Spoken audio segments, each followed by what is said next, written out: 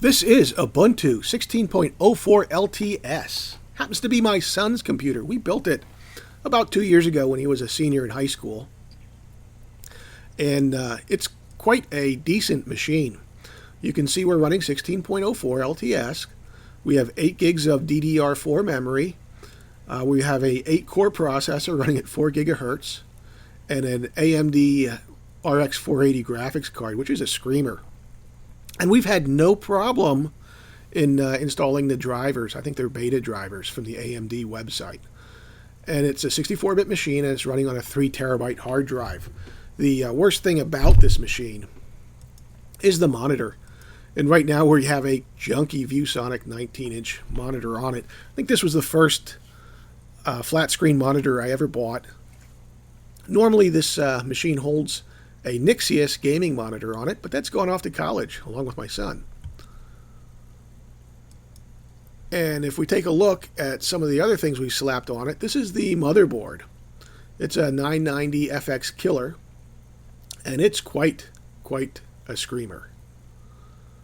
And we've not had a single problem running Linux on it. It's very nice. And we are running Ubuntu 16.04. This happens to be my son's favorite Linux distribution, probably because it's what we started with years ago. I was never been a huge fan of the Unity desktop, but you can also install it and change desktops pretty simply. And perhaps that'll be a discussion for another video. It is the second or third or first, one of the most popular Linux distributions. So let's close out of Firefox. And as you can see, this is the Unity desktop. It's wonderful for touchscreens. On it we have a panel across the top with our system tray over here. You know, it has volume, calendars, English, network connection, Steam. You go straight to Steam, and our screen recorder, and just logging in and logging out and help. So that's very nice. Over here's a launcher bar. The launcher bar is easy to add and remove items. This is a dual boot machine into Windows 10, and I can access the Windows 10 drive just by clicking there. Very nice. I can add and remove icons from the launcher bar very easily just by unlocking from the launcher.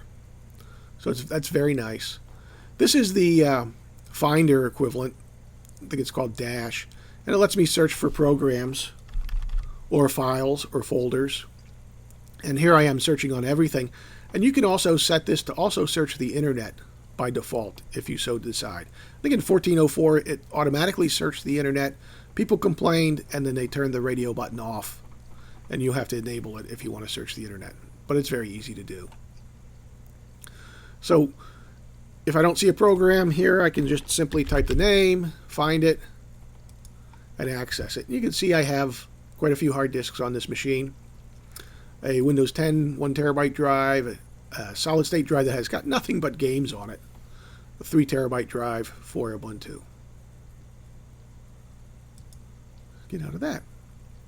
Access to my files, and it's a wonderful file manager system with lots and lots of options. I can connect to the server straight from here, and I do have a networked hard drive connected off my router. And that's got the standard documents, downloads, music, videos, templates, public, pictures, and they also have examples. And in that's just a couple of movie videos, I believe. Access to my devices on the left-hand side, so it's very nice. Full featured. Firefox web browser is the first program it comes in default. And then I've got the LibreOffice. And one of the great strengths of Ubuntu is the software manager. And here we go. And it's just wonderful. It's graphic. It gives tons of information on the programs in the repositories. It's very easy to install and remove. I can read the comments. There's usually lots and lots of comments because Ubuntu is a very popular program. It's just very nice. Very friendly. I can search by different categories. It just is very sweet. But occasionally I've had problems with it working. And that's why I have also installed Synaptic Package Manager. And it's just your standard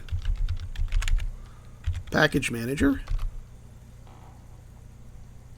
Oh, not as good with my son's password as I am mine.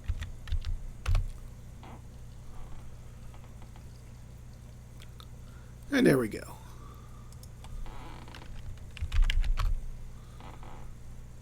Very nice. It does have a launcher pad right to Amazon. I do have an Amazon Prime account and you use Amazon quite frequently, but not so wild about it having it automatically in the distribution. Access to my screen recorder, system monitor, which is quite nice. And the knock on Ubuntu is that it's a pretty heavy machine in that it eats up a lot of resources. And you can see I'm running at 2.2 gigs. That's Windows 10 territory. I do have a lot of active programs, and you can see my active programs by the little arrow that clicks onto the left-hand side of the launcher pad. So we'll end up shutting those down and checking this out again, see where we're at. And one of the greatest things that recommends Ubuntu 16.04 is that it's the recommended installation for Steam. And so if you're a gamer, it's really Ubuntu and Steam go together very nicely. Ubuntu recognizes lots and lots of hardware, graphics, and monitors. And in the Steam gaming environment, there are just a ton of games for Linux. And they play very, very well. They install very easily using the Steam client as the installer.